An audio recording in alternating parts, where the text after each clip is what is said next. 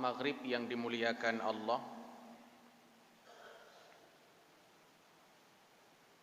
salah satu daripada perintah Nabi dalam sabda-sabdanya,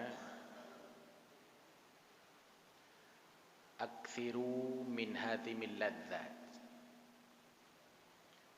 hendaklah oleh kalian memperbanyak mengingat akan pemisah kelezatan dunia ini. Dan pemisah kelezatan dunia itu adalah kematian.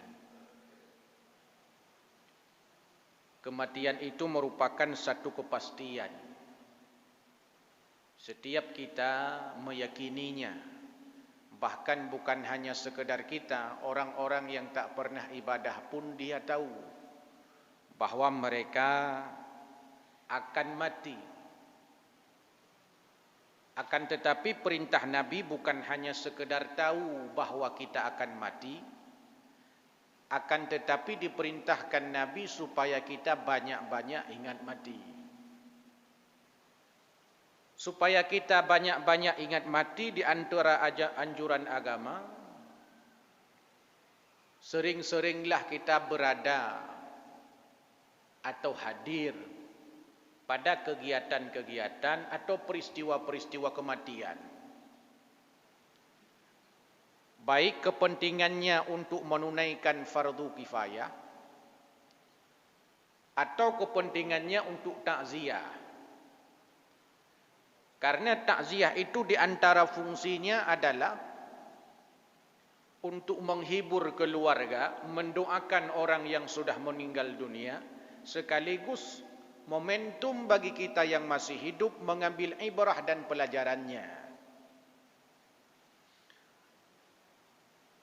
Seorang ulama salih hidup pada masa Bani Umayyah, namanya Abu Hamid Al-Lafaf. Namanya sering disebut, ucapan-ucapannya, kalam-kalamnya sering dinukil oleh para ulama, khususnya dalam kitab-kitab tasawuf. Kata Abu Hamid Al-Lafaf, banyak keuntungan yang akan kita peroleh bila seorang manusia mengingat akan kematian. Dan di antara keuntungan itu beliau ungkapkan, man aktsara min dzikril mauti akrima bi thalathatin asya. Siapa orang yang sering-sering ingat mati, maka orang itu, kata Abu Hamid Al-Lafaf, dia diberikan 3 keuntungan. Artinya ada 3 keuntungan bagi siapa saja yang sering ingat mati. Keuntungan yang pertama, orang yang sering ingat mati, kata Abu Hamid Al-Lafaf, ta'jilut taubah. Dia akan menjadi orang yang bila punya salah segera bertaubat. Ketika dia punya dosa, segera dia bertaubat kepada Allah Subhanahu wa taala. Kenapa dia segera bertaubat? Karena dia sadar pada saat ada orang mati, dia mengambil pelajaran. Kalau dia mati, aku juga akan mati. Mungkin hari ini saudara kita, esok, lusa, minggu depan, bulan depan, tahun depan, bisa jadi kita. Maka orang yang sering ingat mati, kita hadir pada tempat-tempat orang meninggal dunia, hadir kita pada tempat-tempat takziah, supaya mendapatkan ibrah bagi kita yang masih hidup. Karena pelajaran kematian itu lebih besar manfaatnya kepada si hidup. Si mati sudah merasakan. Paling kalau dia kurang amalannya, yang muncul hanya penyesalan. Tapi kita yang masih hidup, banyak pelajaran dan ibrah yang bisa kita peroleh dari orang mati itu. Yakni kita akan menyegerakan taubat. Baik dosa yang berhubungan dengan Allah, dosa yang berhubungan dengan manusia. Segera kita taubat kepada Allah. Dan selalu kita sampaikan bahawa ayat-ayat dalam Al-Quran selalu menyuruh kita untuk menyegerakan taubat. Yang namanya taubat diperintahkan untuk disegerakan. Kenapa taubat harus disegerakan? Karena kita mati enggak tahu kapan. Karena mati enggak tahu kapan, maka perintahnya taubat disegerakan. Wasari'u ila maghfiratin min rabbikum. Di antara ayatnya. Karena setiap kita tidak bisa mendeteksi kapan mati. Karena enggak tahu mati, bisa nanti, bisa esok, bisa nanti malam. Maka diperintahkan supaya kita segera taubat. Itu keuntungan kalau kita datang ke tempat kepada peristiwa-peristiwa kematian. Kenapa ini saya sampaikan? Karena hari ini banyak peristiwa kematian di sekitar kita kadang tidak jadi pelajaran bagi kita. Urung mati rata tagaw. Urung bo ibadah pi rata tagaw. Jadi antara jumlah populasi orang yang meninggal dunia dengan populasi orang yang bertambah di masjid tidak seimbang. Itu apa artinya? Itu menunjukkan bahwa peristiwa kematian di sekitar kita belum menjadi pelajaran bagi kita yang masih hidup.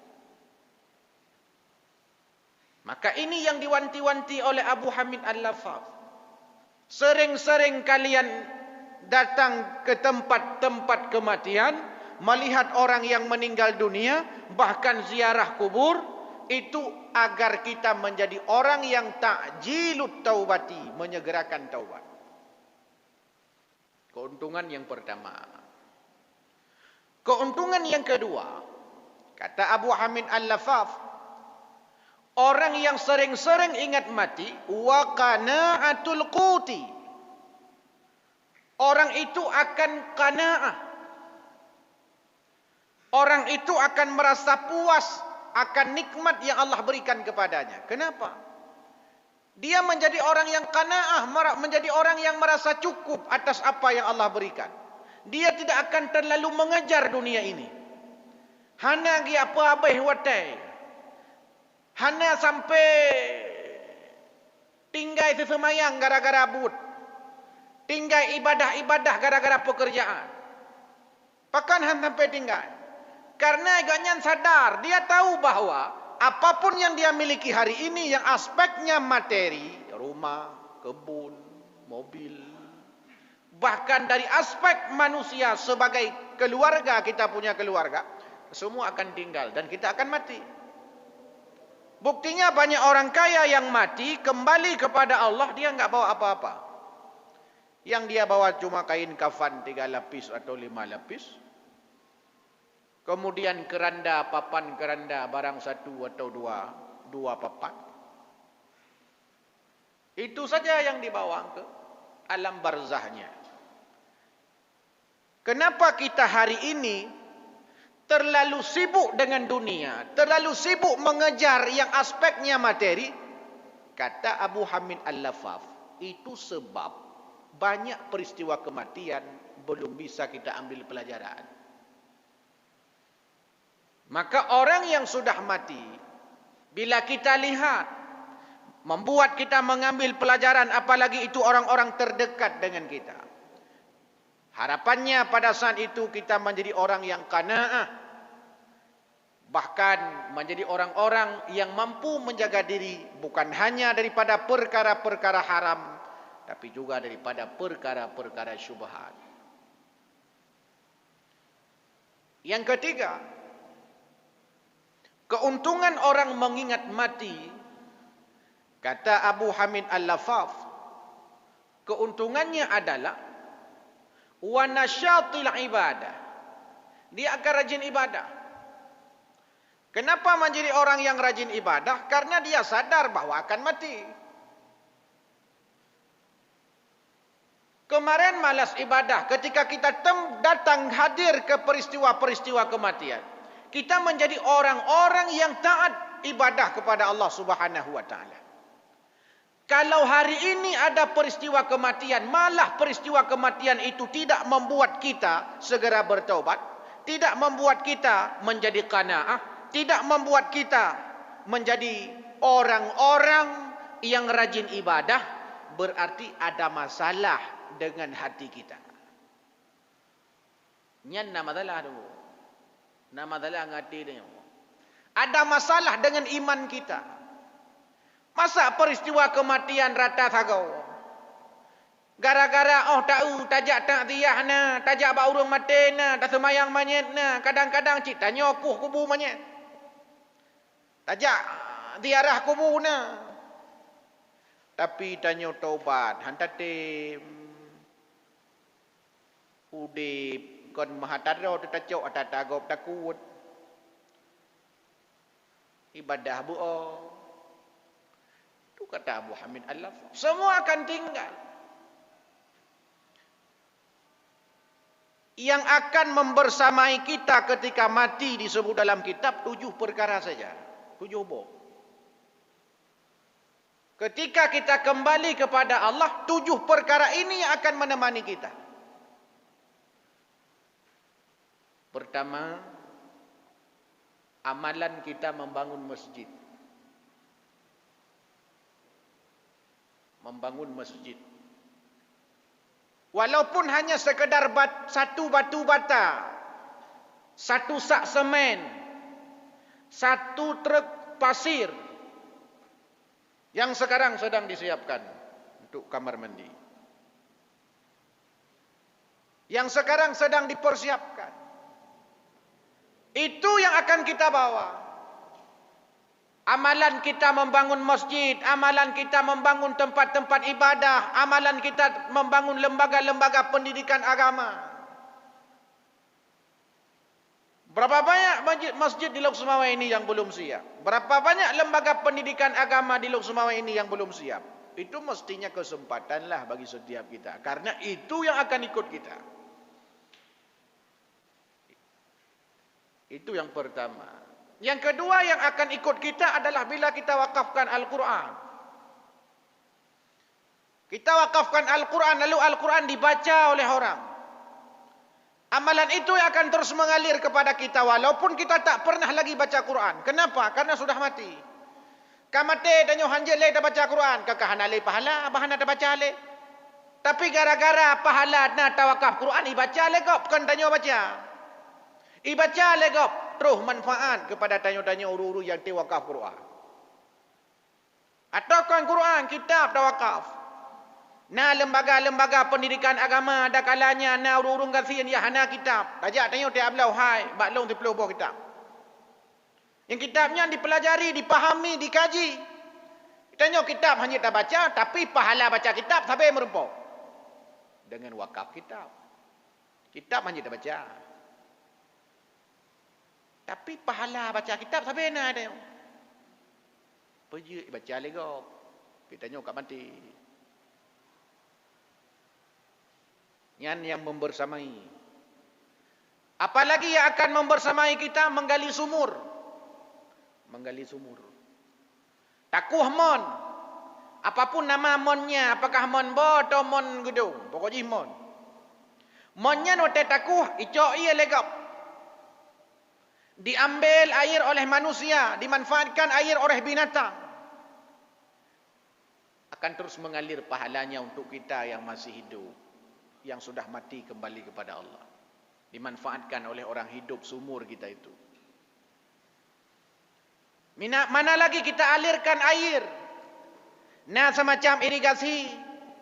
Atau ada air-air tempat lain lalu kita alirkan sehingga air itu dimanfaatkan oleh manusia, dimanfaatkan oleh binatang, dimanfaatkan oleh tumbuh-tumbuhan.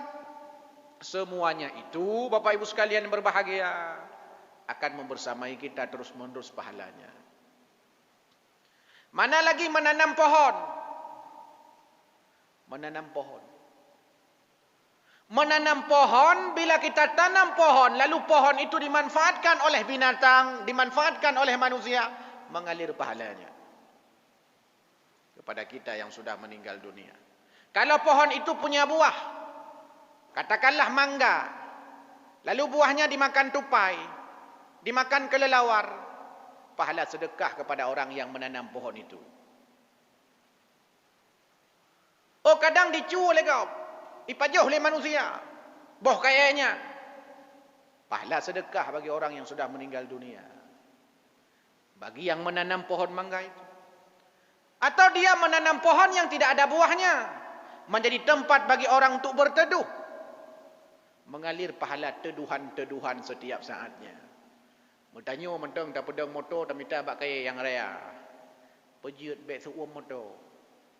Motor mentang, Honda mentang, si tangan mentang, tanya perle bek suum pulam drawat tu. Pasti tiap minta bak kaya raya. Begitu besar manfaat. Mana lagi ilmu yang bermanfaat? Ilmu apapun, selama ilmu itu memberikan kemaslahatan kepada kehidupan di dunia dan juga kemaslahatan kepada kehidupan di akhirat. Pupu mentang ilmu. Drone yang ahli teknik sipil, bagian teknik sipilnya. Yang teknik sipilnya nak manfaat bagi manusia. Getanyo yang ahli psikologi, bagian psikolognya. Tanya yang pakar-pakar politik, bagian politiknya. Tanya yang mufhum agama, bagian agamanya. Tanya yang kari-kari, bagian baca Qurannya. Tanya yang juk-juk kitab, bagian kitabnya. Tanya yang juk main taekwondo, main silat, tapak suci, bagian tapak sucinya. Selamat nak manfaat ke maslahatan udik dunia dan akhirat. Memang hendak main silat di dalam kubur, tapi ada manfaat untuk orang, untuk olahraga, menjaga kebugaran, menjaga kesihatan dan seterusnya. Mengalir. Anak yang saleh, doa-doa mereka, bacaan-bacaan Quran mereka, sedekah-sedekah mereka mengalir pahala kepada orang tuanya. Dalam kitab ada satu hikayat. Ada orang alim bermimpi bertemu dengan ahli kubur. Ada orang alim bermimpi jumpa dengan ahli kubur. Dilihatlah oleh orang alim ini bahawa ada ahli kubur itu yang sedang memperembutkan kebaikan. Merupah-rupah kebaikan. Merungkau-rungkau. Mutarik-tarik. Lagi tamthilan, orang merupah-rupah bantuan. Bantuan apapun, bantuan Indomie, baba orang mengungsi. Merupah-rupah. Jadi di urung malamnya orang alim ini dia melihat ada ahli kubur, dia memperebutkan kebaikan, merupah-rupah, mentarik-tarik, mentegom-tegom. Tapi ada satu ahli kubur, dia diam saja, tidak bergerak. Dia tidak termasuk orang yang memperebutkan kebaikan. Lalu mengherankan orang alim ini. Bertanya, wahai ahli kubur, kenapa engkau diam saja? Bukankah ahli kubur yang lain memperebutkan kebaikan? Kenapa kau diam saja seperti orang kaya enggak perlu amal kebaikan? Apa kata orang ahli kubur itu? Wahai orang alim, ahli kubur semuanya itu yang sedang memperebutkan kebaikan. Yang mereka perebutkan itu adalah kebaikan-kebaikan yang dikirim oleh kaum muslimin dan muslimat. Gerebut tu ramai-ramai ke bebek siapa? Maka ji doa tak baca tapi Allahumma ghfir lil muslimina wal muslimat wal mu'minina wal mu'minat al ahya'i minhum wal amwat innaka ala kulli syai'in qadir. Ya Allah nepampun dosa urang Islam inang. Ya Allah nepampun dosa urang Islam agam. Ya Allah nepampun dosa urang mukmin inang. Ya Allah nepampun dosa urang mukmin agam. Boh yang mentang udip atau yang kamati. Mereka sedang memperebutkan kebaikan-kebaikan yang dikirim oleh orang-orang muslimin muslimat yang masih hidup di dunia. Lalu orang alim ini bertanya, "Mani ron pakan hana perebutkan?" Bukan saya pirone. Bukan percaya diri pede hadrone. Kata orang ini, "Saya sudah cukup kebaikan." Kenapa? Karena di dunia aku punya anak. Anak saya bekerja di pasar. Di sela-sela ia berdagang, dia baca Quran. Diniatkan pahala untukku. Lalu aku menerimalah pahala-pahala kebaikan baca Quran yang dikirim oleh anakku itu. Sehingga aku tidak lagi memperebutkan kebaikan. Ditanya oleh orang alim ini, di mana dia bekerja? Di pasar. Pasar mana? Disebutkanlah identitas pasarnya. Sehingga terkejutlah orang alim ini, lalu bangun orang alim ini, pergi berangkat ke pasar. untuk mengecek pun betul lumpanya. Gejak rupanya betul ada seorang anak yang sedang baca Quran sambil berdagang. Lalu ditanya, apa yang kau baca nak? Aku membaca Quran, wahai orang alim. Untuk apa kau baca Quran? Supaya aku dapat pahala. Juga sekaligus aku niatkan pahala untuk orang tuaku. Nyambunglah antara mimpinya dengan kenyataannya. Beberapa waktu kemudian, tiba-tiba orang alim ini mimpi lagi. Lalu di dalam mimpinya melihat ahli kubur kembali. Dan pada saat dilihat orang alim, semua orang sedang memperebutkan kebaikan. Termasuk orang yang tadi tidak memperebutkan kebaikan. Kagak perebutkan kebaikan katanya. Watela lumpur pun hana. Rupanya lumpur kedua. Kagak perebutkan kebaikan. Membuat orang alim itu heran. Lalu bertanya, wahai ahli kubur, kenapa kau sekarang sudah memperebutkan kebaikan? Bukankah waktu-waktu yang lalu kau diam saja tidak memperebutkan kebaikan laksana ahli kubur yang lain? Apa jawab orang alim itu? Jawab ahli kubur itu, benar wahai orang alim, memang dulu aku tidak memperebutkan kebaikan. Kenapa? Karena ada anakku yang mengirim akan bacaan-bacaan kebaikan, bacaan-bacaan Al-Quran, kebaikan-kebaikan yang diniatkan pahala untukku. Tapi sekarang anakku itu sudah meninggal. Anakku itu sudah mati. Kamati hanali. Mamnya kamati. Pada mungkin dia kirim gelung. Mungkin dia kirim gelung. Iji mentai prehgop kirim. Sudah meninggal tu dia. Memperebutkan kebaikan. Jamaah maghrib yang dimuliakan Allah.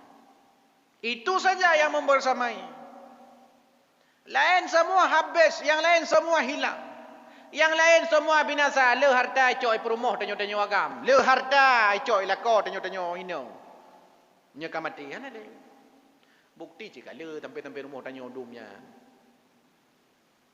Tapi yang disayangkan hari ini kata Abu Hamid Al-Lafaf, banyak orang ketika ada peristiwa kematian tapi dia tidak mengambil pelajaran. Sini kalian urunjak baru mati yo. Maka dikatakan pada saat ada orang meninggal kita akan menangis. Apalagi yang meninggal itu keluarga kita. Takli tanya, damo. Ketika kita menangis, apa yang kita tangisi? Yang kita tangisi orang yang meninggal itu. Takli, mak anale, ayah anale, anak anale, abang anale, kak anale, syara anale, gurai anale, nyan takli.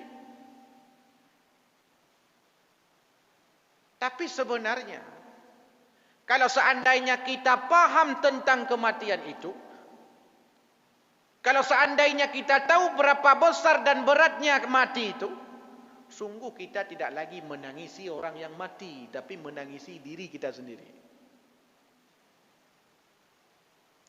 Kalau taklik ke jenazahnya, taklik ke roh dia Allah long kiban. Diganya ka lewat ganyan ka meninggal hanale ilong kiban.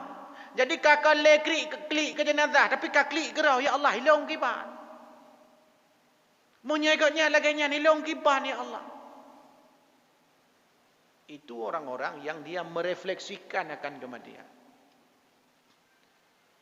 Ditanyakan.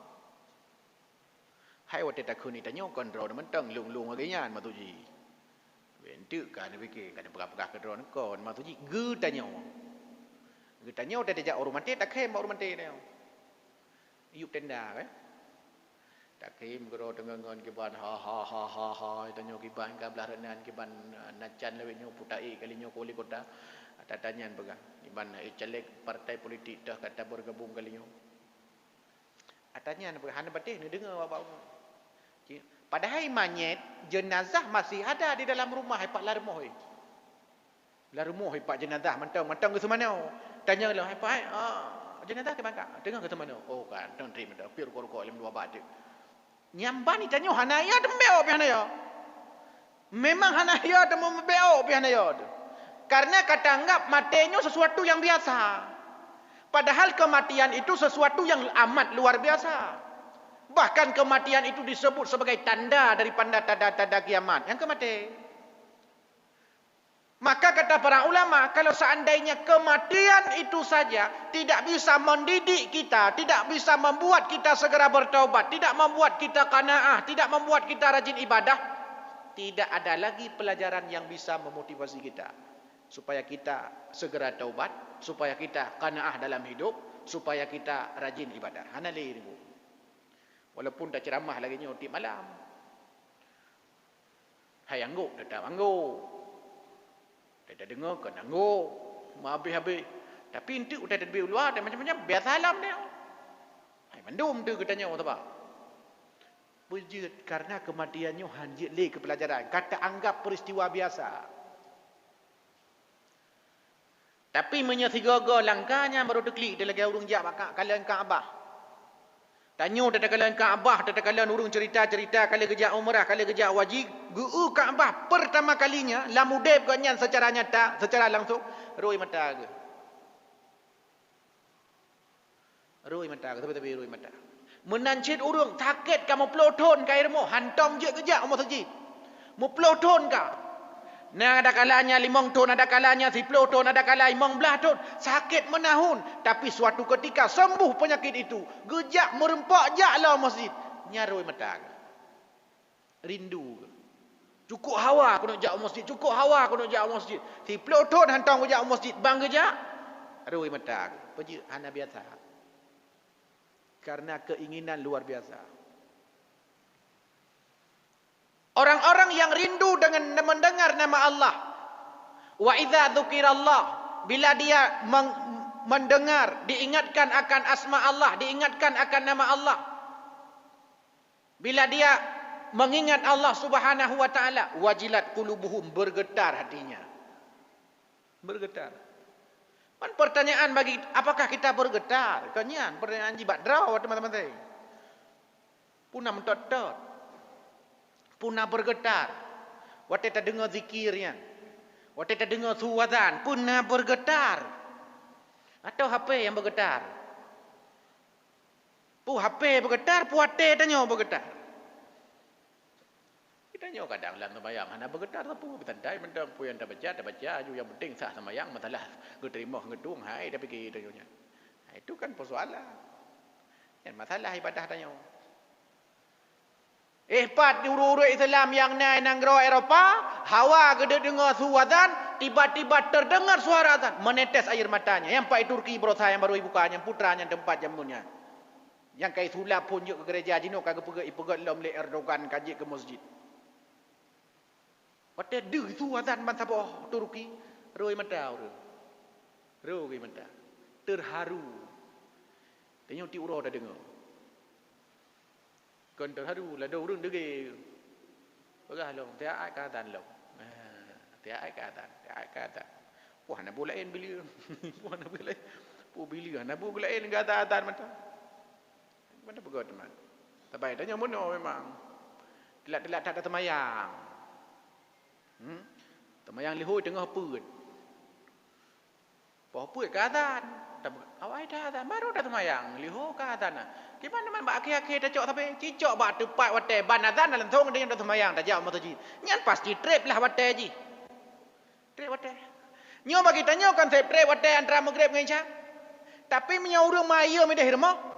Ti aga isya ya. Ti aga isya kanya. Bang mano-mano kai tengah lepas negari. Kai tengah lepas. Bak tak preh trip dah kan. Gak urang preh dia buka puasa. Nya refleksi dari Abu Hamid Al-Lafaf. Pokoknya pegah apa katanya? Jadikan setiap peristiwa kematian pelajaran. Tanya-tanya yang kerja rumah sakit. Kadang ipedua posisi petugas penjaga kamar mayat. Betul. Yang kamar mayat dia tapi nak jaga-jaga mayat. Man mayat tapi dah jaga. Masa otak mayat ikut ke mata tu masa dia hana ibadah dia. Tapi biasa mana? Paling nak perubahan bak muka tak kai. Muka om tapi belum.